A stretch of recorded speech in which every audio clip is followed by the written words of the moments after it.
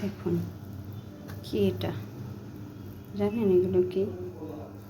এটা হচ্ছে একেবারে কচি লাউ, কুচি কুচি করে কেটে লবণ মাখিয়ে জলটা ঝরে নিয়েছি। কি করব এখন জানেন? কড়াইয়ে দিয়ে দিলাম ঘি।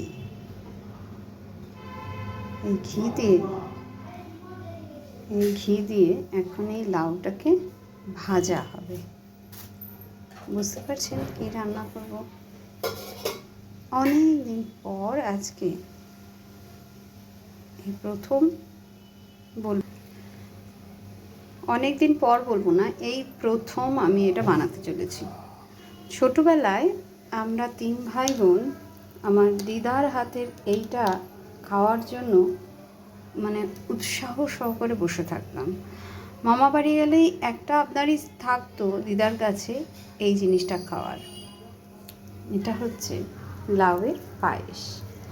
আমি দিদার মতন করে বানানোর চেষ্টা করেছি, জানি না কত দূর হবে ঠিক মতো, এবার চেষ্টা করব দিদার মতন করার। কিন্তু গ্যাস বন্ধ হয়ে গেছে কেন বুঝতে পারলাম না।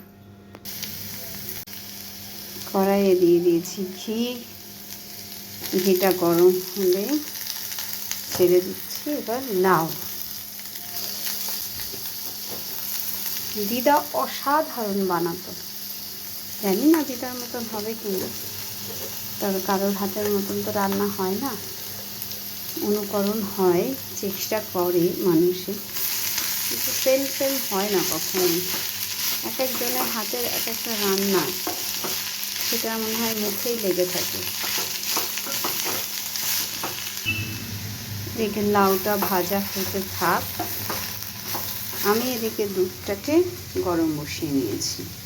আর একটা কাজ করব, সেটা হচ্ছে এই যে গোবিন্দভোগ চাল, গন্ধে এটাকে একটু গুঁড়ো করে নেব। এটাকে এখন এর মধ্যে একটুখানি গুঁড়ো করে নেব। মিক্সিতে দিলেও হয়, মিক্সিতে আর দিলাম না। একেবারে একটু লেগে যাবে।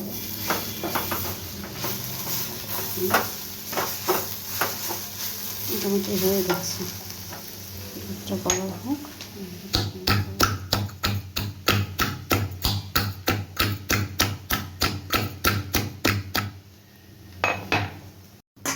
দিয়ে দিয়েছি তেজপাতা।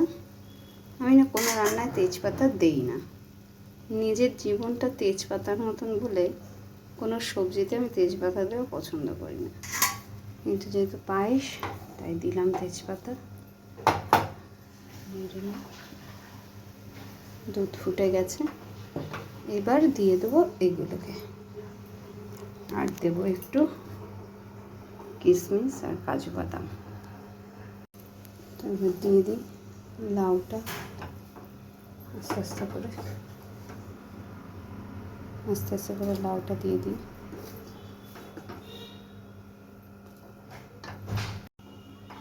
খেতে কেমন হবে জানি না, কিন্তু গন্ধটা সে দিদার হাতের লাউয়ের পায়েসের মতনই কিন্তু বেরিয়েছে। হ্যাঁ, আমি আজকে লাউয়ের পায়েস করছি, গন্ধটা কিন্তু সেই বেরিয়েছে। এখনও দুধ একটু দেব, চিনি দেওয়া হয়নি, আঁচটা বাড়িয়ে দিই। ভালোই ফুটে উঠেছে, এবার দিয়ে দিই কাজু বাদাম আর কিশমিশ। মেয়ে যদিও পছন্দ করে না কাজু বাদাম কিশমিশ খাওয়া, কিন্তু দিই।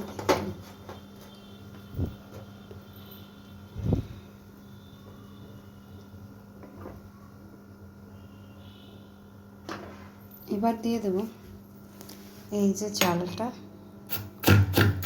গুঁড়ো করে রেখেছিলাম,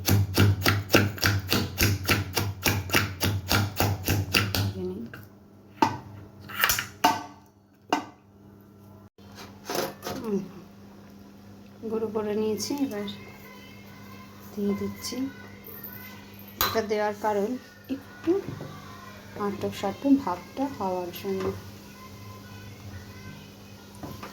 গোবিন্দভোগ চালের একটা গন্ধ আছে, সেই গন্ধটাও হবে আর একটু ঘনত্বটাও আসবে, সেই জন্য এটাকে দেওয়া। আর চিনি দেব। আমি কিন্তু ওরকম বলতে পারবো না যে আন্দাজ মতন বা এতটা পরিমাণে চিনি দেব, সেটা আমি বলবো না। আমি দেব অল্প অল্প করে, মিষ্টি হলে তবে দেওয়া শেষ করব। কারণ আমি মিষ্টিটা একটু কম খেলেও কী হবে, বাকিরা একটু মিষ্টি ভালোই খায়, বিশেষ করে আমার ভাই। পায়েস হোক বা সুজি, মিষ্টিটা একটু সম পরিমাণে হলে ওর ভালোই লাগে। তো সেই জন্যে আমি অল্প অল্প করে মিষ্টি দেব। আর নিজে টেস্ট করব না, কর্তামশাইকে দিয়ে টেস্ট করিয়ে বুঝবো যে আর কতটা মিষ্টি দিতে হবে। আমি কেন টেস্ট করব না, কারণ আজকে একাদশী, আমি তো আজকে চাল খাবো না। এটা শুধু যদি লাউ থাকতো তাহলে খেতে পারতাম। তো একটু ফুটুক, তারপরে কর্তামশাইকে দিয়ে টেস্ট করে দেখে নিই যে চিনি আর লাগবে কি না।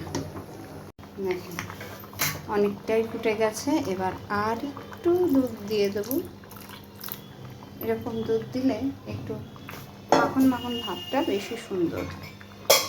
তো এটা দিয়ে একটু জাল দেব, তারপরে আর একটা জিনিস দিয়ে গ্যাসটাকে বন্ধ করে দেবো। নিচে একটু একটু লেগে যাচ্ছে, আর জন্য বেশিক্ষণ আর জাল দেব না।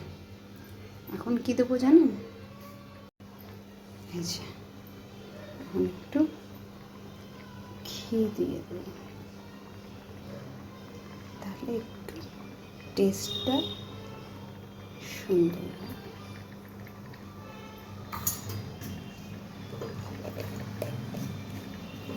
আমি কিন্তু এমনি পায়েসও যদি করি, নামানোর আগে একটু ঘি ছড়িয়ে দিই।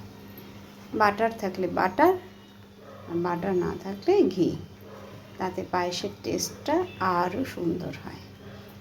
আরেকটা জিনিস করি, সেটা হচ্ছে অল্প একটু লবণ। আজকে আর লবণ দিইনি, কারণ লাউটা তো লবণ দিয়েই মাখানো ছিল। তো এই হয়ে গেল আমার লাউয়ের পায়েস। খেতে কিন্তু ভালো হয়েছে না খারাপ আমি বলতে পারবো না, কর্তামশাই খেয়ে তারপরে বলবে। কিন্তু